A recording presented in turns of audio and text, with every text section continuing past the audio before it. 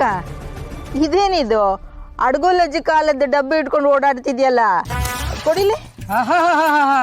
ಡಬ್ಬಿ ಅನ್ನಕ್ಕೆ ಇನ್ನೇನು ಅಡಿಕೆಯಲ್ಲೇ ಸುಣ್ಣ ಹಾಕೊಂಡು ಇಟ್ಕೊಳ್ಳೋದು ಅನ್ಕೊಂಡ್ರಾ? Camera antique piece. ಇದೆಲ್ಲೋ ಸಿಕ್ತು ನಿನ್ಗೆ? ಇದು ನಿಧಿ ಹತ್ರ ಇತ್ತು. ಇದನ್ನ ನೋಡ್ತಿದ್ದಂಗೆ ನಾನು ಚಿಕ್ಕ ವಯಸ್ಸಲ್ಲಿ ಚಡ್ಡಿ ಹಾಕೊಂಡು ಗೊಣ್ಣೆ ತಿರ್ಸ್ಕೊಂಡು ಫೋಟೋ ತೆಗೆಸ್ಕೊಂಡಿದ್ದೆಲ್ಲ ನೆನಪಾಯ್ತು. ಅದಕ್ಕೆ ಆ ಕಾಲದ ಕ್ಯಾಮ್ರಾನ ನಮ್ಮ ಮಕ್ಕಳಿಗೆ ತೋರ್ಸೋಣ ಅಂತ ಇಸ್ಕೊಂಡಿದ್ದೆ.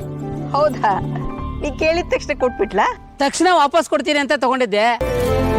ಆದ್ರೆ ಮದ್ವೆ ಗಿದ್ವೆ ಜೊತೆಯಲ್ಲಿ ಏನೇನೋ ಬಂತಲ್ಲ, ಅದಕ್ಕೆ ಕೊಡಕ್ಕಾಗ್ಲಿಲ್ಲ. ಈಗ ಕೊಡೋಣ ಅಂತ ತಗೊಂಡು ಬಂದಿದ್ದೀನಿ. ಕೊಡೋದ್ ಕೊಡ್ತೀಯಾ? ಈ ಕ್ಯಾಮರಾದಲ್ಲಿರೋ ರೀಲ್ ನ ತೊಳ್ಸಿ ಫೋಟೋನೇ ಮಾಡಿಸ್ಕೊಟ್ಬಿಡು. ಹಾ, ಇದ್ರಲ್ಲಿ ಇನ್ನೊಂದಿಷ್ಟು ರೀಲ್ಸ್ ಬಾಕಿ ಇದೆ.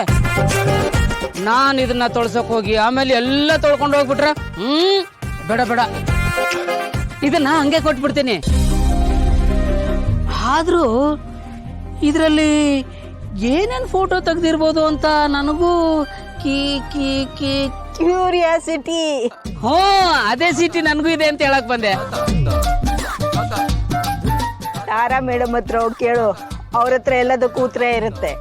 ಅಯ್ಯೋಯಪ್ಪ ಬೇಡಪ್ಪ, ಕುಂಡೆ ಕಡಿತಿದೆ ಅಂತ ಇರುವೆ ಗೂಡ್ನೆ ತೆಗೆದು ಚಡ್ಡಿ ಒಳಗಡೆ ಹಾಕೊಳಕಾಗಿತ್ತ?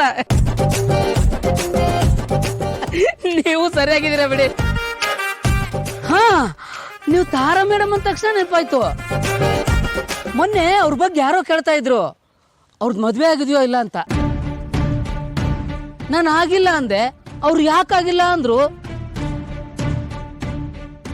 ಅವಾಗ್ಲೇ ನನಗೂ ಡೌಟ್ ಶುರುವಾಗಿದ್ದು, ಮೇಡಮ್ ನಿಮ್ಗೇನಾದ್ರೂ ಗೊತ್ತಾ ಅವ್ರು ಯಾಕಾಗಿಲ್ಲ ಅಂತ?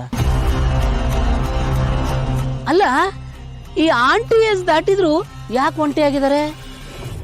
ನಿನ್ ಯಾತಿಕ ಅವೆಲ್ಲ, ಸುಮ್ನಿರು. ನಾನು ಅವ್ರನ್ನ ನೆನಪಿಸ್ಕೊಂಡ್ರೇನೆ ನನಗೆ ಅವ್ರ ಬಗ್ಗೆ ಭಯ. ನಾನ್ಯಾಕೆ ಅವ್ರ ಬಗ್ಗೆ ಯೋಚನೆ ಮಾಡ್ಲಿ? ಅವರು ನನ್ನ ಹತ್ರ ಕೇಳಿದ್ದಿನ ನಾನು ನಿಮ್ಮ ಹತ್ರ ಕೇಳಿದೆ ಅಷ್ಟೇ.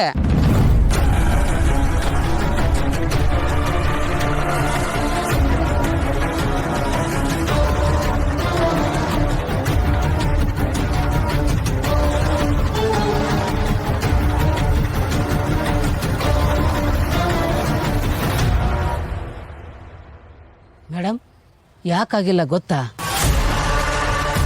ಸುಮ್ನಿರು ಅಂದ್ರೆ ಮತ್ತೆ ನಿಂದು. ಅವ್ರ ಜೀವನ ಅವ್ರ ಇಷ್ಟ, ಏನ್ ಬೇಕಾದ್ರೂ ಮಾಡ್ಲಿ, ನಮ್ಗೇನು? ನೀ ಹೀಗ್ ಮಾತಾಡಿದ್ಯಾ ಅಂತ ಅವ್ರಿಗೆ ಗೊತ್ತಾದ್ರೆ ಏನಾಗತ್ತೆ ಅಂತ ಯೋಚಿಸಿದ್ಯಾ? ಎಲ್ಲದಕ್ಕೂ ತಮಾಷೆ ಮಾಡ್ಬೇಡ, ಸುಮ್ನಿರು.